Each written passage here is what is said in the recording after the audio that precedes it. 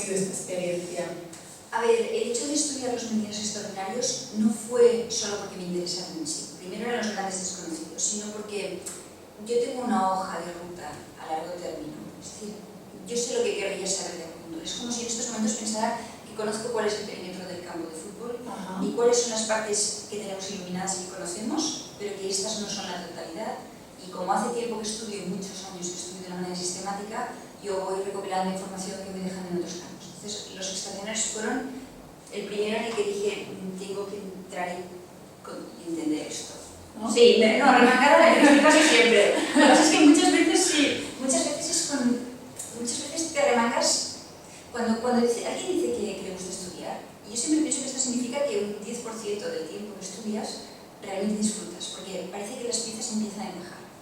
Pero no hay grandes logros sin mucho trabajo detrás, seguidis, que es de intentar, de entender, de recopilar, de pelearse, Bueno, entonces los extraordinarios fueron ese primer campo. Y los extraordinarios me permitieron demostrarme y descubrir una cosa que me parece muy importante, que es que con la acupuntura se puede actuar sobre traumas que sucedieron en la persona en un periodo muy precoz, en el cual ni siquiera el sistema nervioso está completamente formado, que no obstante es el periodo en que se constituye, durante el cual se constituye la personalidad básica de una persona, y por tanto estos traumas entonces son psicoterapeutas. Cuando el psicoterapeuta hace una psicoterapia o cualquier abordaje psicológico puede llegar a entenderlos, pero no los puede disolver en la mente, porque no se generaron en la mente.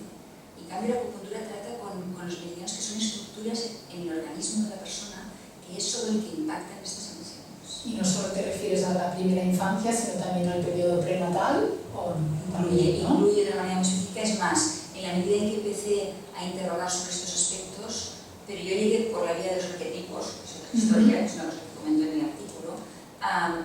Cuando llegué por la vía de los arquetipos, los meridianos extraordinarios, un día me encontré haciendo una primera visita a un señor y de golpe pensé, pareces un psicoterapeuta. Le estás preguntando cuál es la relación con su madre, con su padre, el arraigo que tenía en casa, cómo estaba en la escuela.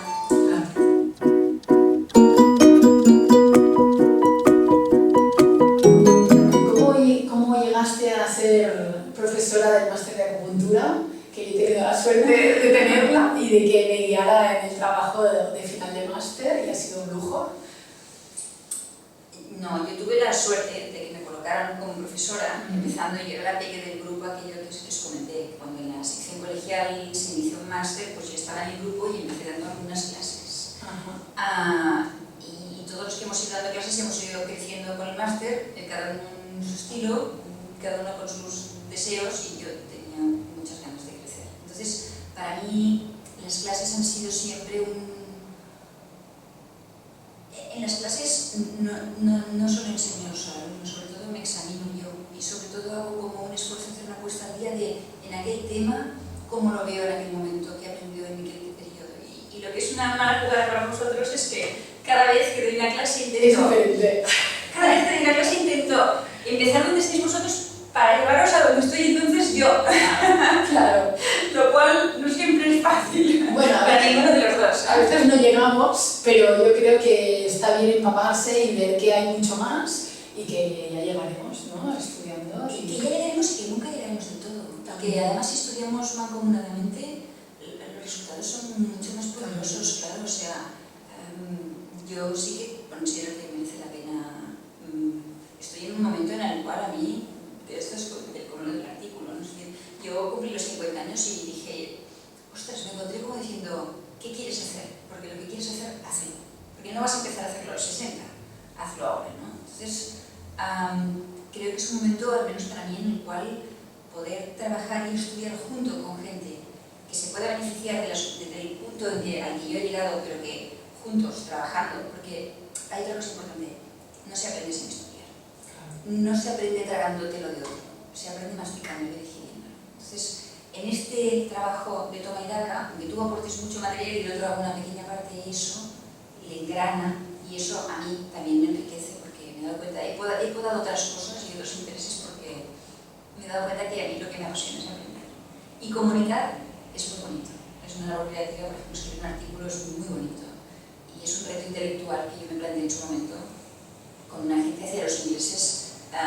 a los que no conocía de nada, personalmente, y de quien me gustaba muchísimo el rigor intelectual y el esfuerzo al que te obligan, pero dar satisfacción y respuesta a ese esfuerzo sin renunciar a cómo lo ves y lo sientes tú es un reto que es muy gratificante independientemente de la repercusión que pueda tener después. Y también es una forma de profundizar, ¿no? Cada vez que vas a escribir y te Claro, preguntan, claro. o que das una clase y alguien te pregunta, pues también estás dándole varias Lo que visiones pasa al es que mismo. quizás es muy característico de mí que yo me haga mi propio programa de estudio independientemente de lo que estudio en relación a pacientes. Claro, tengo dudas, es decir, porque si solo estudias lo que ves, no puedes llegar a aprender cosas que luego... O sea, hay cosas que no sabrás que puedes llegar a tratar. Y si no te abres el campo previamente, entrando en terrenos ignotos, luego no podrás hacer lo tuyo y cultivarlo. Ahora que has dicho esto de que hay cosas que no sabes que puedes llegar a tratar, en las redes sociales, cuando escribí que te iba a hacer la entrevista, mucha gente me ha preguntado por emociones, ¿no? Rabia, autoexigencia, y no sé si a lo mejor es conocido que la acupuntura puede tratar muy bien las emociones.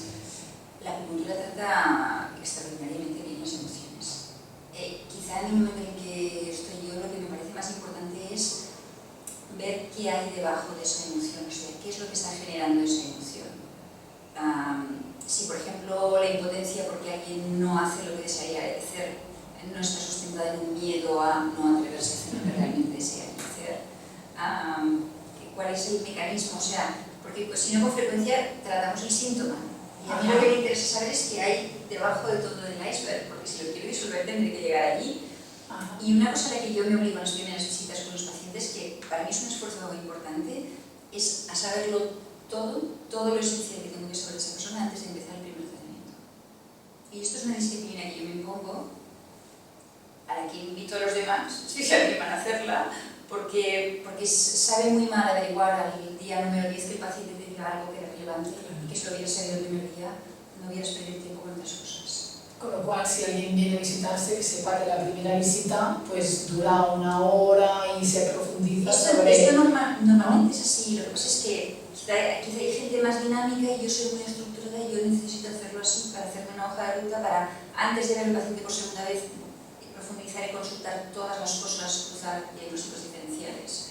Tener todo claro. Tener claro todo lo que puedo llegar a saber. Y a partir de ahí hay una cosa que ha cambiado, y es que, ya acabo, cuando yo empecé a trabajar, cuando un paciente iba bien me sentía muy satisfecha, muy orgullosa, y cuando un paciente iba muy mal me sentía muy miserable. Y ahora no.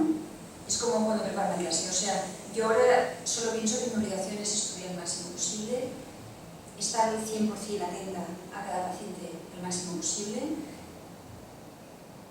y luego hay cosas que salen y cosas que no salen, cosas que sabes y cosas que todavía no sabes.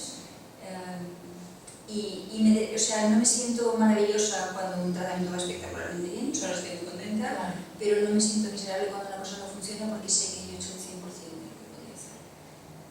Y yo creo que si nos colocáramos aquí todos, es un buen punto para no tratar de intentar complacer al paciente, sino tratar de ser muy responsable con el paciente desde una parte más profunda que es estudiar y formarse. Y que la acupuntura tampoco es una magia que lo arregla todo, sino es una forma de tratar, igual que en la medicina occidental hay muchísimas cosas que tampoco... Sí, pero creo que llegamos. Por lo menos en patología funcional todo lo que no resolvemos con la acupuntura es porque no lo entendemos o no lo sabemos. Y creo que la acupuntura no lo sabemos todo, mucho menos. O sea que yo no creo en aquello de este paciente no responde a la acupuntura. Cuando me encuentro en un caso así pienso, no se ha entendido nada. Y entonces digo al paciente que yo llego hasta aquí y que no he sido capaz de resolverlo. Bueno, muchas gracias. Solo para finalizar, te pido para conocerte un poco mejor que si nos puedes decir una música, un libro que nos recomiendas y una película. Las músicas son muy difíciles. Desde Mediterráneo del Serrat o aquella de Lluís Llach, ¿cuál era? Que tinguem sort. Sí. O hay un disco de Ave María de Kirite Kanawa, tiene una segunda pieza que es maravillosa y no me acuerdo cómo se llama porque tengo muy mala memoria. La buscaremos y la pondremos. Y los libros, clásico, Los Miserables, de Víctor Hugo. Es un libro que solo el inicio de los capítulos pensé que aquel hombre estaba hablando de otro lenguaje, y cuando lees el libro, que es larguísimo, realmente es así, es otro lenguaje. Es un libro que te invita a ir más allá, de alguna manera, mostrándote todas las miserias del mundo, y quizá un libro contemporáneo, por equilibrar a Océano Mar, de Sandoval. ¿Y película? Una película. Ahora ya. Una película. Sí. Me costaba recordar el nombre. Sí, La hija de Ryan. Es una película antigua, pero es una historia especial y creo que es una película que está muy bien resuelta. Pues muchas gracias, Carmen, por habernos... No, muchas gracias.